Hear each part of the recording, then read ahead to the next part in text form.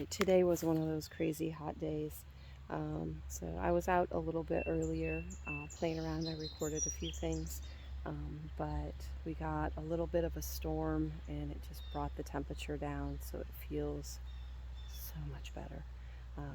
Wanted to walk around and show you a couple things, see how the garden's growing, and thanks for coming along.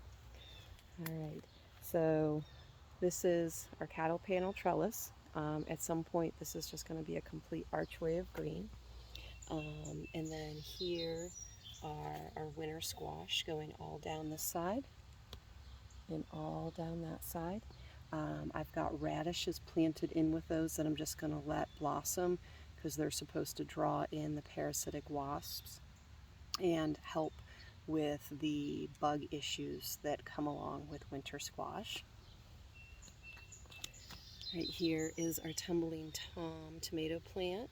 The color looks wonderful on that, and we're getting some good growth off of that, so that looks really good. We've got, gosh, if I show you everything, this video is going to be forever. We've got a tomato bed here. We've got some romas. And there we go. We've got a little clump of fruit coming along there. I did prune off some of the bottom leaves because they're starting to get some brown spots on them. So we've got 3 romas here, and then we've got an Amish paste. I'm actually going... Okay, so that right there, I'm not 100% well versed in the things that attack tomato plants, but a big thing is airflow. My plants are a little tight there. I probably should have planted them a little more spaced out, but there wasn't very good air getting to this side of the plant with those romas, so I'm just going to remove that branch, this branch here, looks like one other one, from the garden and from the plants, just to allow for more air there, and also for whatever this is to not keep moving up the plant. The onion bed looks amazing. These we started from seed back in the end of January, and so 6 months later, that's what it's looking like. I think that looks fantastic. I'm going to turn you around. Here's our tribute to our Roger bunny that we lost last year. But our sweet potatoes are looking pretty good. There's a little bug damage on the leaves, but they're still growing, looking good. I think sometimes, in general, I think with especially newer gardeners, you see bug damage, you see holes in your leaves, and you feel like there needs to be something you do right away. A lot of times the plants are going to keep growing and they're going to be just fine.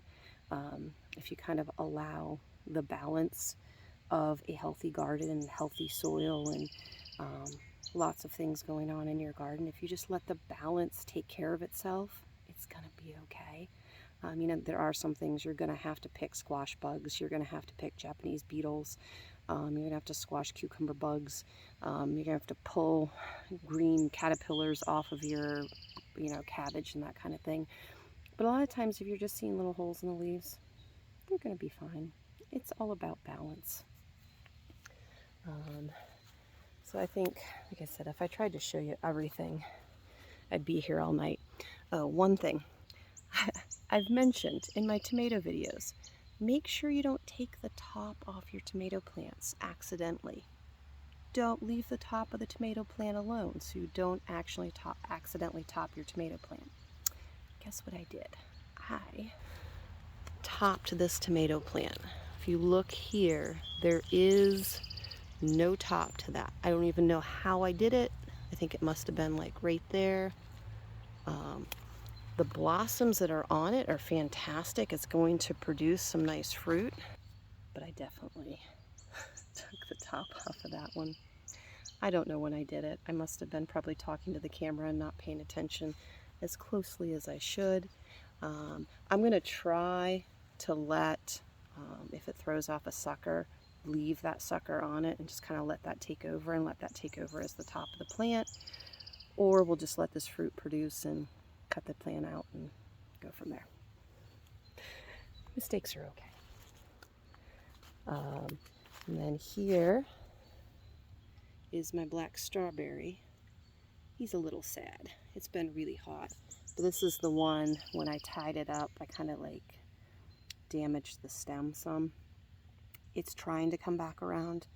I'm not 100% sure if it's going to. I think it is. I think it's going to come back around. I'll probably cut off some of the branches. They're going to die, but it's gonna make it, I think. And then, all right, 2 more things and we'll call this good. I probably should do like a full walkthrough and show you guys everything. But, oh, it's so pretty behind me. Here is a beautiful head of cabbage.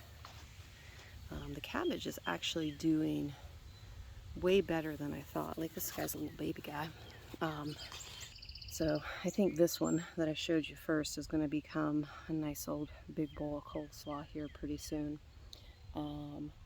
The garlic is starting to brown out. So we grow in western Pennsylvania. Typically early to mid-July is when it's time to dig our garlic.